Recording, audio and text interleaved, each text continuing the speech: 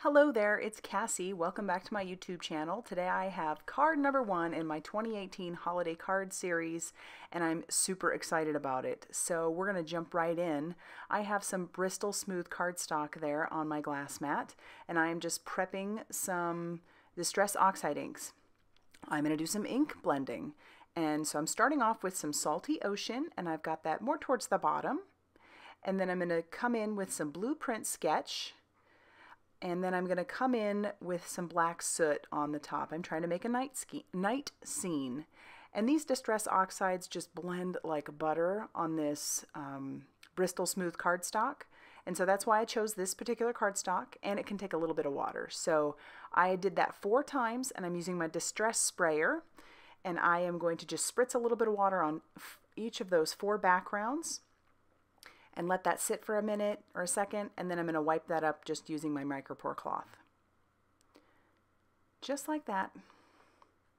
And then I'm going to end up putting those inside of my splatter box here in a second because I want to add a little shine. I'm using it's just a concoction basically of some pearlescence, some pearl pigment inside of a spritz bottle. But I didn't want a full-on spritz, so I've got that with some water, and I'm flicking that onto each of my backgrounds just to get a little bit of that shimmer on there. And then I'll pull those out, and I'm going to heat set those because otherwise it'll still smear. So I'm going to take my heat gun to each one of those and heat set that. It ends up being really pretty. You can see the shine in the light there. And I think that'll make a very nice night sky. So for my images, I'm taking some Express It cardstock, and I've stuck that in my Mini Misty, and I'm going to line up all of those images. These images come from the My Favorite Things Sweet Holiday Penguins. I am in love with these little penguins. These images are so, so cute, and they're actually quite detailed. And I'm just arranging them all inside my Mini Misty. I don't have the matching dies for these, but I don't mind. I can fussy cut these just fine. So I'll ink those up with some Memento Tuxedo Black ink because I do plan to do some Copic coloring, and the Express It cardstock along with the Memento Tuxedo Black ink work really well together for Copic coloring. And I'm going to make sure that those are good and inked up, and then I'll do it twice. I want those to be dark. So I'll start my Copic coloring. For the most part, I end up putting all of the colors up on the screen for you, and I'm going to do the typical thing that I do, which is lightest to darkest.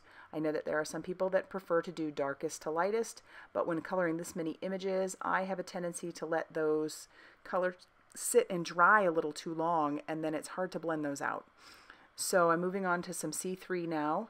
I'm using Cool Colors for my little penguins, and I guess I really didn't need to put down the C1. I just put it down as a base. It keeps it wet a little bit longer, and then I can move on to the C5 and blend out a little bit better. So I'll add that C5. And because these images are so detailed, you don't really need to add too much color, but I did want to have some variation in the color. So then once I have all of my C5 up on there, and I even grabbed the C7, but I didn't end up using it. I decided that was dark enough, and I'll blend that out with my C3 marker. And I like the way those end up looking. It took a while, but I even forgot that tiny little penguin sitting in the present. It took me a second. It was here that I was like, oh wait, there's the little penguin. So I color him. And I'm going to move on to using some RV000 just to add a little bit of color to their cheeks and their bellies. You can't hardly see it. You can see it in real life, but not too much on screen here. And I'll move on to using some YR04. And then for my reds, I'm using R22. And then R24 will be my darker color. I like when people are able to do the darkest to lightest color because, you know, I know for some it really works well. For me, I end up using way too much color. And when I use too much color, then I have to refill my pens. And that costs money, and I'd rather save that for stamps. So I'm just going back over these with that R24 now. As I said before, these images are pretty detailed, really. You don't need to go too crazy with the number of colors that you're using. You could probably even stick to just one color. And I end up doing that in some spots. But yeah, these images are very detailed, so you don't need to add a lot of different colors to get the variation that you're hoping for. And for my greens, I'm going to use G14 for my lighter tone. And it's barely noticeable because, like I said, these are very detailed images. And then I'll move on to the G05 to darken some of that up. And then I'll grab my white Signo gel pen just to add those dots back in, and then to add just a little bit of highlight on their beaks. I didn't want to go too crazy with the highlights, but that's just me. And I fussy cut all of those out, and now I'm grabbing this My Favorite Things Stitched Basic Edges. I believe that's probably more for edging on your card itself, but I thought these would make a really good snow slope. And so I'm going to grab some micropore tape and one of those dies that came in that set, and I'm going to do that 4 times.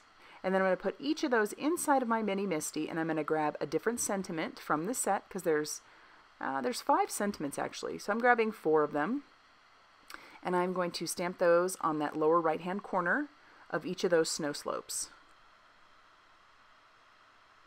And then I'll have those all set off to the side as I get ready to do the inside. And I have another piece of Neenah cardstock that I have trimmed down to 4 inches by 5 1/4, and these are going to be the inside of my cards because I do plan to have a fairly dark card base.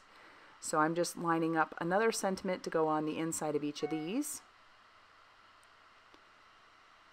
And then once I have those all stamped, I'm going to grab the package from the set and I'm going to ink that up with the Candied Apple Distress Oxide, and I'm going to stamp that on each of these as well. Just a nice little touch, but still leaves plenty of room to sign those cards.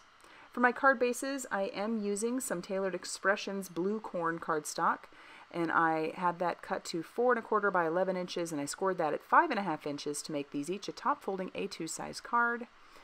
And then I'm going to use some tape runner to adhere my snow slopes to my Distress Oxide blended background. And then I will grab some liquid adhesive to adhere my panel to my card base. And I like the liquid because it'll give me a little bit of wiggle room just in case I don't get that on there straight. And I have covered all of my images with foam tape on the back. And now it's just a matter of putting them on each of the cards, deciding how I want those to be laid out.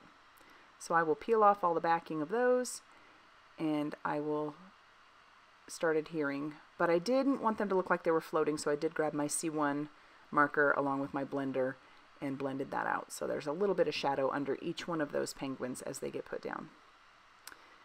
And then once I've got that, I will adhere those insides as well with the tape runner. And that'll finish off each of these cards.